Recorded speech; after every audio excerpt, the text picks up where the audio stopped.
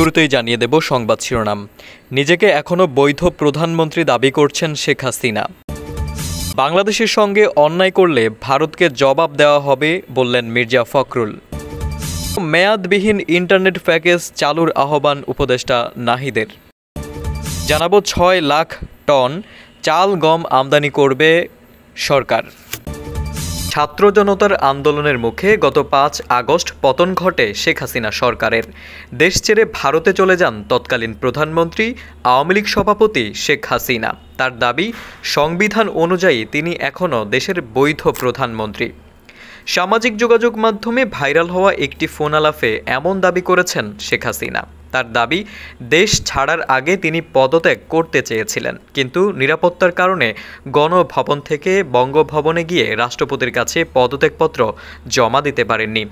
শেখ হাসিনার দাবি সম্পর্কে জানতে চাইলে অন্তর্বর্তী সরকারের বন, পরিবেশ ও জলবায়ু পরিবর্তন উপদেষ্টা সৈয়দা রিজওয়ানা হাসান বলেন, উনি যদি নিজেকে বাংলাদেশের প্রধানমন্ত্রী দাবি করেন, সেটা তো ভারতে বসে দাবি করলে হবে না, এ দাবি তো বাংলাদেশে এসে করতে হবে। উনি তো ওখানে কোনো রাষ্ট্রীয় সফরে নেই, এ বক্তব্যের কোনো গ্রহণযোগ্যতা নেই। শেখ হাসিনার কথোপকথনের ভাইরাল হওয়া অডিওটি ২০ মিনিট ৫৯ সেকেন্ডের। বিএনপি মহাসচিব মির্জা ফখরুল ইসলাম আলমগীর বলেছেন, আপনাদের পাশেই ভারত, ওরা অনেক খারাপ কাজ করে, সীমান্তে আমাদের লোকজনকে গুলি করে মেরে ফেলে দেয়। আমরা তাদের সঙ্গে ভালোভাবে প্রতিবেশীর মতো থাকতে চাই, কিন্তু আমাদের উপর যদি অন্যায় অত্যাচার হয় তার প্রতিবাদ আমরা জানাব।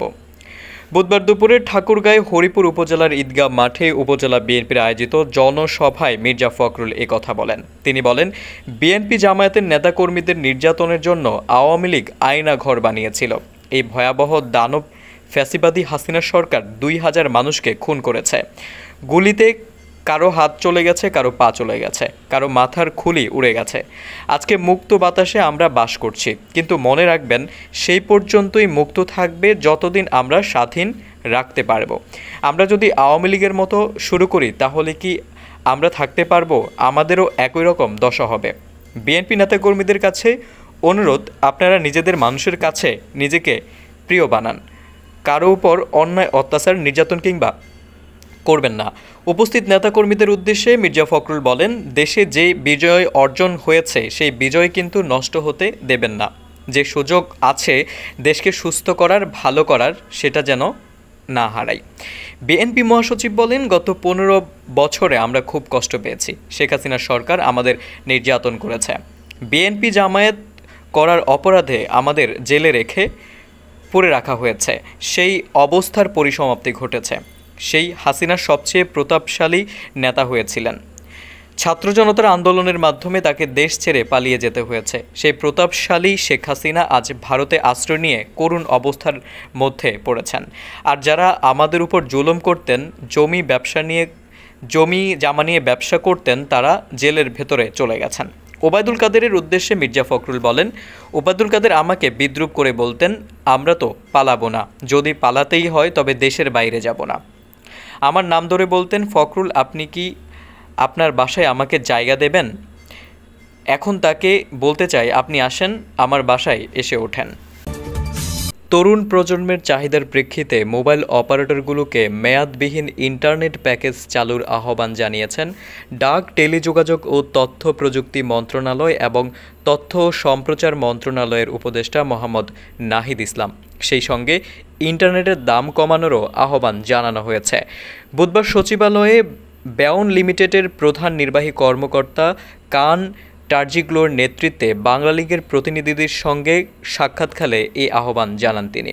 নাহিদ বলেন, তরুণ প্রজন্মের চাহিদার প্রেক্ষিতে ইন্টারনেটের দাম কমাতে হবে, পাশাপাশি মোবাইল অপারেটরদের মেয়াদবিহীন ইন্টারনেট প্যাকেজ চালুর চেষ্টা করতে হবে। এ সময় বেয়ন কান টার্জিগ্লো বাংলাদেশে সিম কার্ডের ট্যাক্স কমানোর কথা উল্লেখ করেন। জবাবে উপদেষ্টা বলেন, ট্যাক্সের সঙ্গে অর্থ মন্ত্রণালয় জড়িত, তাই এই বিষয়ে তাদের সঙ্গে আলোচনা করতে হবে। বাংলা লিগের chief legal officer Zaharat Adib Chowdhury OTT platform টপি ব্যবহারে বিভিন্ন বাধার কথা উল্লেখ করলে উপদেষ্টা বিষয়টি খতিয়ে দেখার আশ্বাস দেন।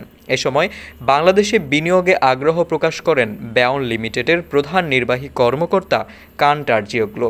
সাক্ষাৎকালে বাংলালিংকের প্রধান নির্বাহী কর্মকর্তা এরিক এস, প্রধান কর্পোরেট ও নিয়ন্ত্রক কর্মকর্তা তাইমুর রহমান উপস্থিত ছিলেন।